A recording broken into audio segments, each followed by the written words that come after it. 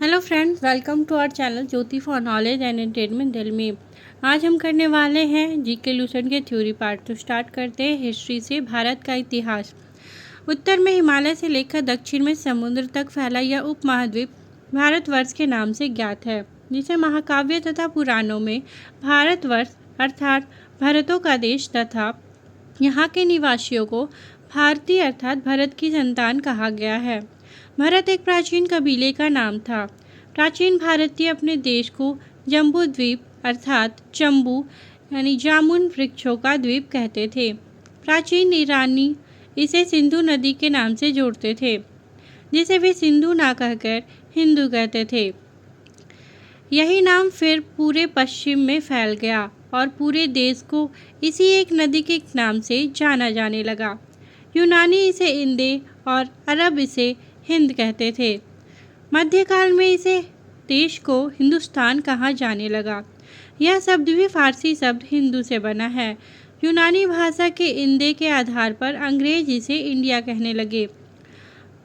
पारा बदले विंध्य की पर्वत श्रृंखला देश को उत्तर और दक्षिण दो भागों में बांटती है।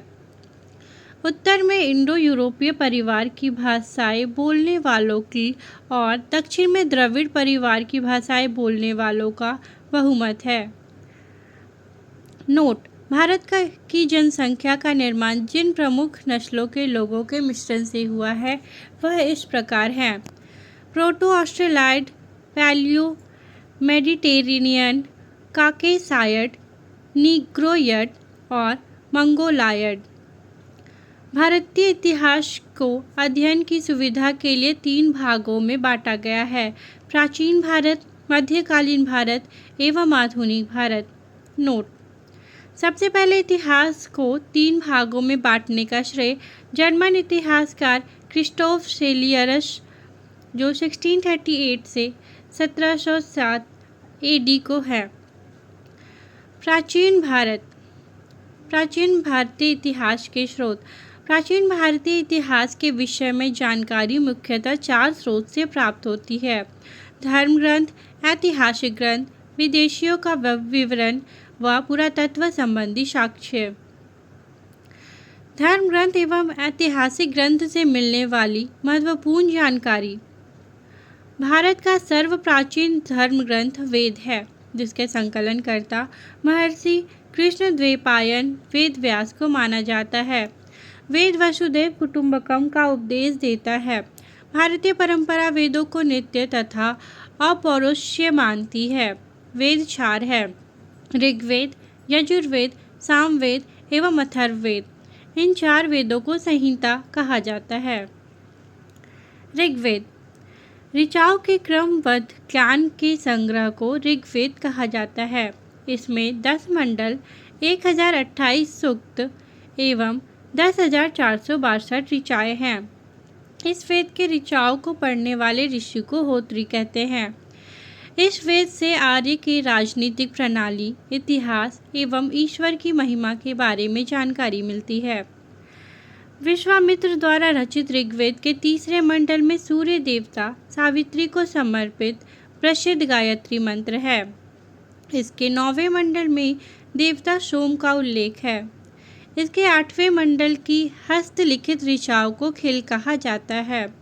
चातुष्वर्णीय समाज की कल्पना का आदि स्रोत ऋग्वेद के 10वें मंडल में वर्णित पुरुष सूक्त है, जिसके अनुसार 4 वर्ण ब्राह्मण, क्षत्रिय, वैश्य तथा शूद्र आदि पुरुष ब्रह्मा के क्रमशः मुख, भुजाओं, जंघाओं और चरणों से उत्पन्न हुए हैं। ऋग्वेद के कई परिच्छेदों में प्रयुक्त अधन्य शब्द का संबंध गाय से है। नोट: धर्मसूत्र 4 प्रमुख जातियों की स्थितियों, व्यवसायों, दायित्वों, कर्तव्यों तथा विशेषाधिकारों में स्पष्ट विभेद करता है। ईसा पूर्व एवं ईस्वी वर्तमान में प्रचलित ग्रेगोरियन कैलेंडर, जो ईसाई कैलेंडर या जूलियन कैलेंडर के नाम से भी जाना जाता है, ईसाई धर्मगुरु ईसा मसीह के जन्म वर्ष पर आधारित है। ईसा मसीह के जन्म के पहले के समय को ईसा पूर्व मतलब before the birth of Jesus Christ कहा जाता है। ईसा पूर्व में वर्षों की गिनती उल्टी दिशा में होती है। जैसे महात्मा बुद्ध का जन्म 563 ईसा पूर्व में एवं मृत्यु 483 ईसा पूर्व में हुआ, यानी ईसा मसीह के जन्म के 563 वर्ष पूर्व महात्मा बुद्ध का जन्म एवं 483 वर्ष पूर्व मृत्यु हुई। ईसा मसीह की जन्म तिथि से आरंभ हुआ सन ईस्वी सन कहलाता है। इसके लिए संक्षेप में ई लिखा जाता है। ई को लैटिन भाषा के शब्द एडी में भी लिखा जाता है। एडी यानी एनो डोमिनी, जिसका शाब्दिक अर्थ है in the year of Lord Jesus Christ. Vamanavatar के 3 पगों के आख्यान का प्राचीनतम स्रोत ऋग्वेद है। ऋग्वेद में इंद्र के लिए 250 तथा अग्नि के लिए 200 ऋचाओं की रचना की गई है। नोट: प्राचीन इतिहास के साधन के रूप में वैदिक साहित्य में ऋग्वेद के बाद शतपथ ब्राह्मण का स्थान है। यजुर्वेद सहस्वर पाठ के लिए मंत्रों तथा बलि के समय अनुपालन के लिए नियमों का संकलन यजुर्वेद कहलाता है। इसके पाठकर्ता को अथर्ववेद कहते हैं। यजुर्वेद में यज्ञों के नियमों एवं विधि विधानों का संकलन मिलता है। इसमें बलिदान विधि का भी वर्णन है। यह एक ऐसा वेद है जो गद्य एवं पद्य दोनों में है। सामवेद, साम का शाब्दिक अर्थ है गान।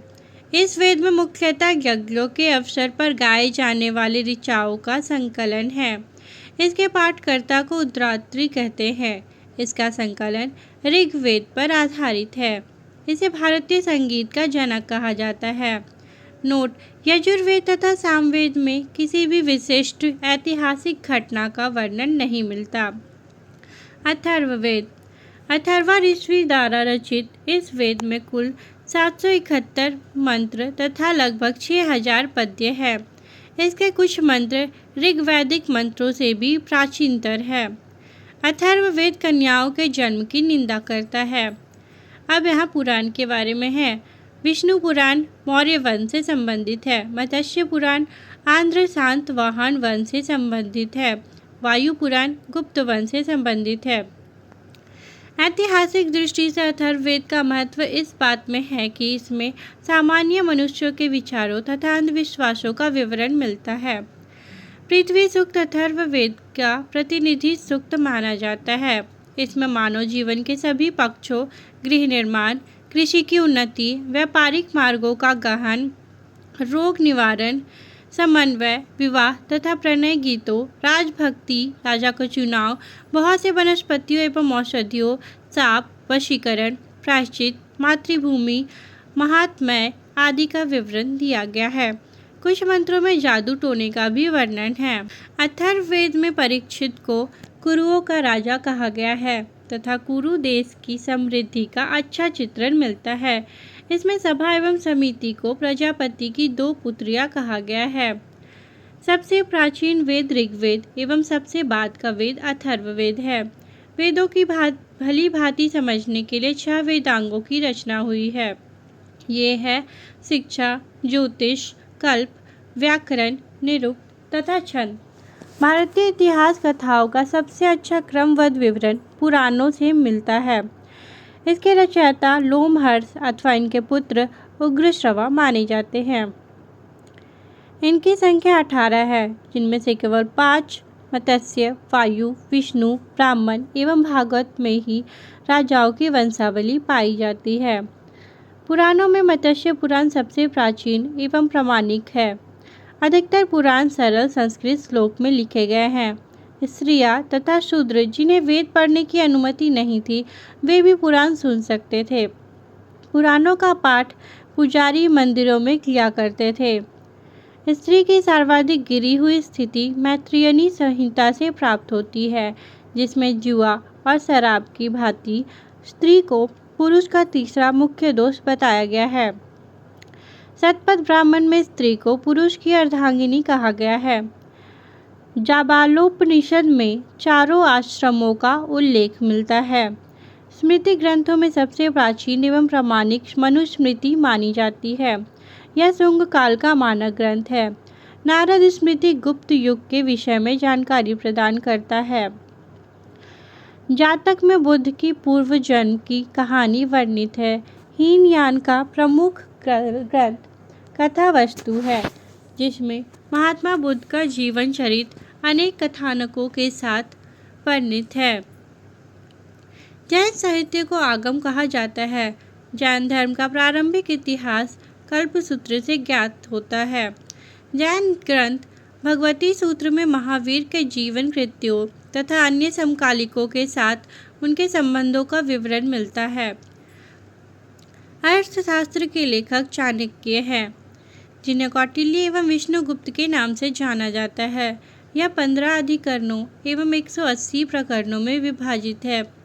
इसे मौर्यकालीन इतिहास की जानकारी प्राप्त होती है।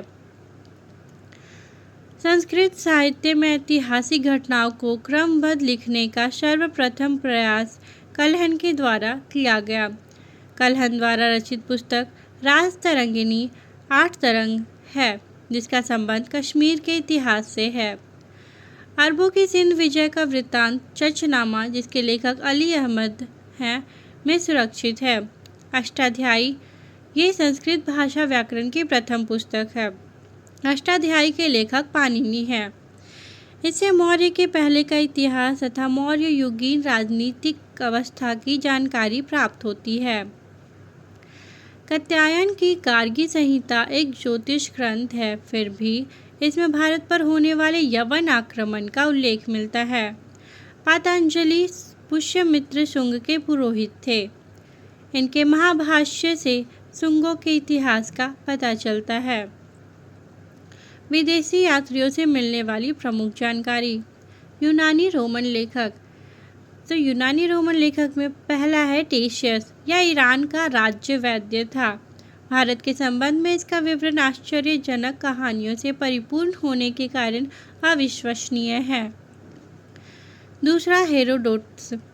इसे इतिहास का पिता कहा जाता है। इसने अपनी पुस्तक हिस्टोरिका में 5वीं शताब्दी ईसा पूर्व के भारत फारस के संबंध का वर्णन किया है, परंतु इसका विवरण भी अनुश्रुतियों एवं अफवाहों पर आधारित है।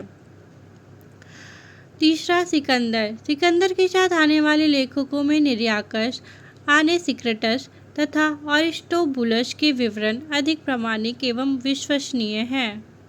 चौथा है मेगास्थनीज। यह सेल्यूकस निकेटर का राजदूत था, जो चंद्रगुप्त मौर्य के राज दरबार में आया था। इसने अपनी पुस्तक इंडिका में मौर्य युगीन समाज एवं संस्कृति के विषय में लिखा है। डाइमेकस।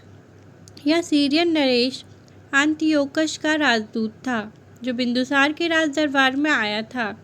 इसका विवरण भी मौर्य युग से संबंधित है। डायोनीसियस। यह मिस्र नरेश टॉलमी फिलेडेल्फस का राजदूत था, जो अशोक के राज दरबार में आया था।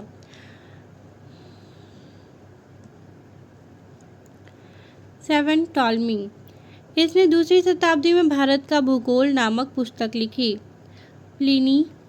8वां प्लिनी। इसने प्रथम शताब्दी में नेचुरल हिस्ट्री नामक पुस्तक लिखी।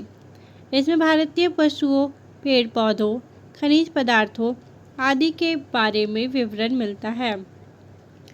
9वां है पेरिप्लस ऑफ द इरिथियन सी। इस पुस्तक के लेखक के बारे में जानकारी नहीं है। यह लेखक करीब 80 ईस्वी में हिंद महासागर की यात्रा पर आया था। इसने उस समय के भारत के बंदरगाहों तथा व्यापारिक वस्तुओं के बारे में जानकारी दी है। अब है चीनी लेखक। चीनी लेखक में पहला है फाहियान। यह चीनी यात्री गुप्त नरेश चंद्रगुप्त द्वितीय के दरबार में आया था। इसने अपने विवरण में मध्य प्रदेश के समाज एवं संस्कृति के बारे में वर्णन किया है। इसने मध्य प्रदेश की जनता को सुखी एवं समृद्ध बताया है। यह 14 वर्षों तक भारत में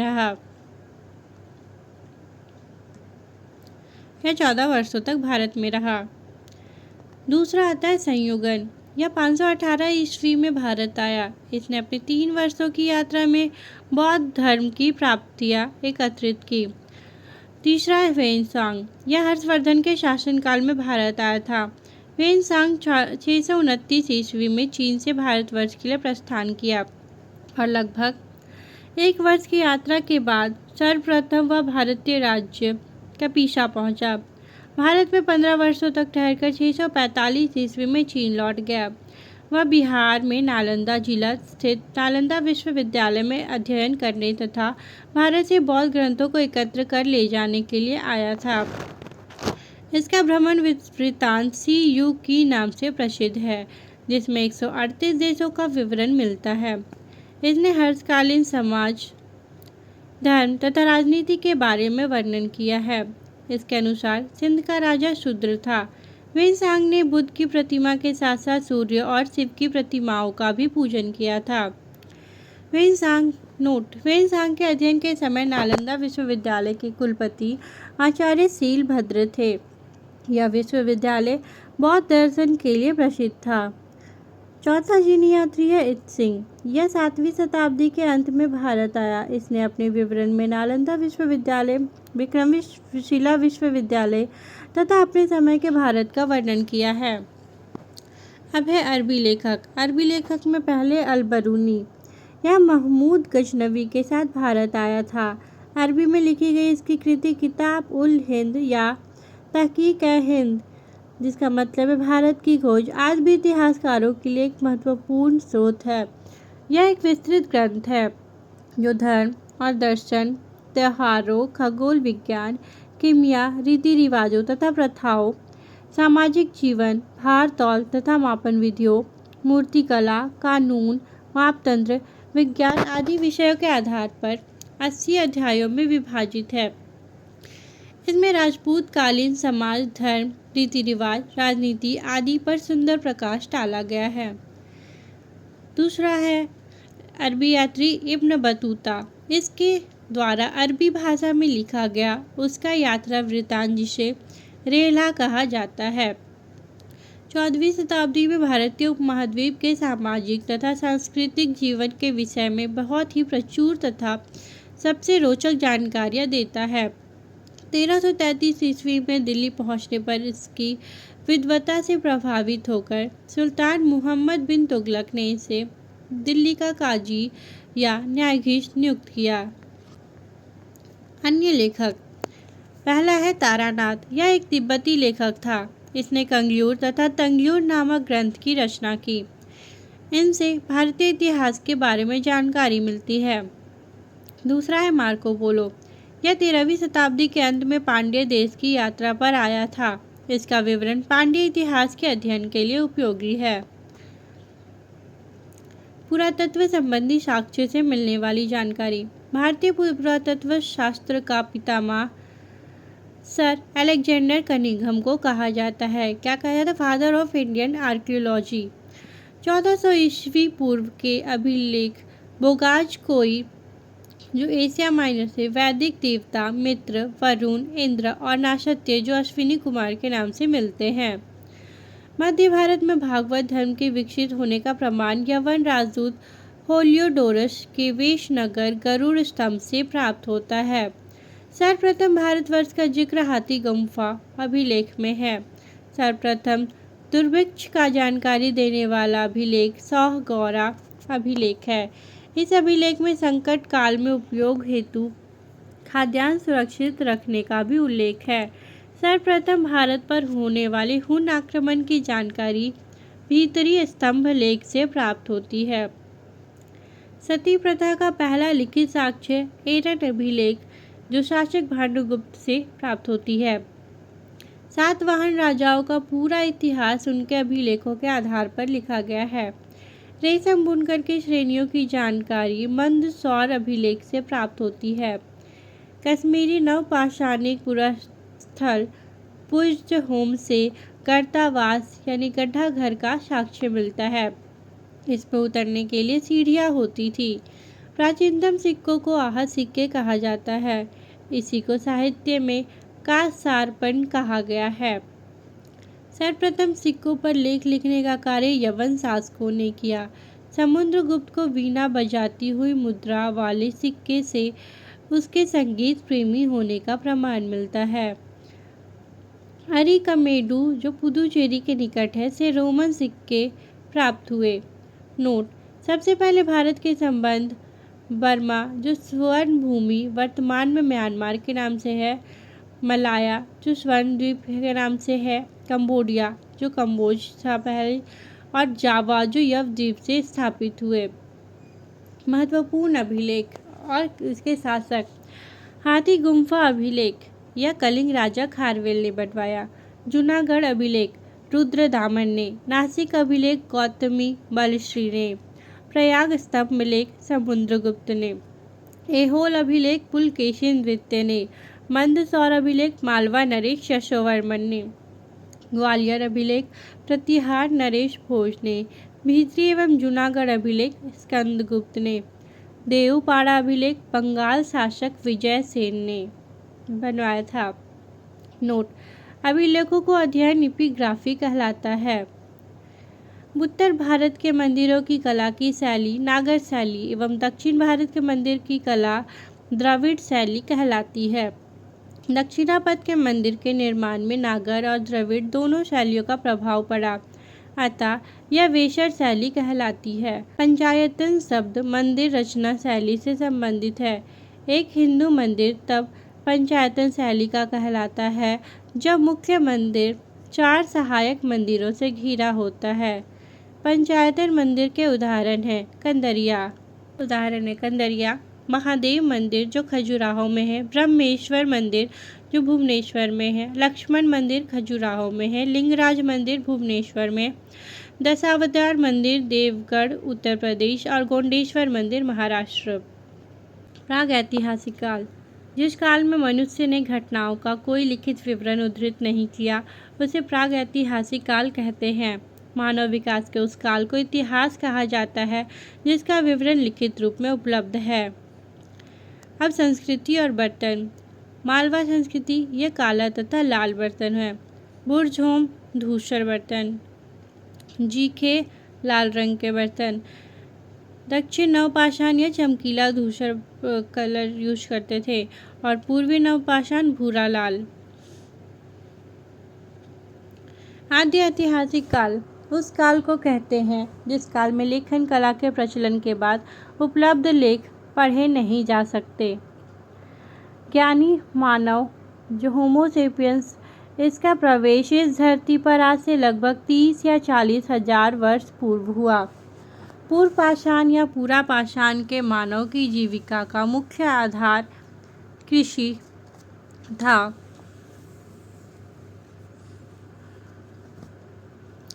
पूर्व पाषाण या पूरा पाषाण के मानव की जीविका का मुख्य आधार शिकार था। शिकार पूरा पाषाण काल में आदि मानव के मनोरंजन के भी साधन थे। आग का आविष्कार पूरा पाषाण काल में एवं पहिए का आविष्कार नवपाषाण काल में हुआ। मनुष्य में स्थायी निवास की प्रवृत्ति नवपाषाण काल में हुई तथा उसने सबसे पहले कुत्ता को पालतू बनाया। मनुष्य ने सर्वप्रथम तांबा धातु का प्रयोग किया तथा उसके द्वारा बनाया जाने वाला प्रथम औजार कुल्हाड़ी जो अतिरंपकम से प्राप्त हुआ था। कृषि का आविष्कार नवपाषाण काल में हुआ। प्रागैतिहासिक अन्न उत्पादन स्थल मेहरगढ़ पश्चिमी बलूचिस्तान में अवस्थित है। कृषि के लिए अपनाई गई सबसे प्राचीन फसल गेहूँ एवं जौ थी, लेकिन मानव द्वारा सर्वप्रथम प्रयुक्त अनाज चावल था। कृषि का प्रथम उदाहरण मेहरगढ़ से प्राप्त हुआ है। कोल्डिवा का संबंध चावल के प्राचीनतम साक्ष्य से है। पल्लावरम नामक स्थान पर प्रथम भारतीय पूरा पाषाण कलाकृति की खोज हुई थी। भारत में पूर्व प्रशस्त युग के अधिकांश औजार स्फटिक के बने थे यानी पत्थर के बने थे। रॉबर्ट ब्रूस फुट पहले व्यक्ति थे जिन्होंने 1863 ईस्वी में भारत में पूरा पाषाण कालीन औजारों की खोज की। भारत का सबसे प्राचीन नगर मोहनजोदड़ो था, सिंधी भाषा में जिसका अर्थ मृतकों का टीला है। असम का श्वेतभू गिबन भारत में पाया जाने वाला एकमात्र मानवाभ कपि है। इनाम गांव ताम्रपाषाण युग की एक बड़ी बस्ती थी। इसका संबंध जोरवे संस्कृति से है। भारत में शिवालिक की पहाड़ी से जीवाश्म का प्रमाण मिलता है। प्रागैतिहासिक काल में भीमबेटका गुफाओं के शैल चित्र के लिए प्रसिद्ध है। भारत में मनुष्य संबंधी सबसे पहला प्रमाण नर्मदा घाटी में मिलता है। नोट: भारतीय नागरिक सेवा के अधिकारी रिजले प्रथम व्यक्ति थे जिन्होंने प्रथम बार वैज्ञानिक आधार पर भारत की जनसंख्या का प्रजातीय विभेदीकरण किया।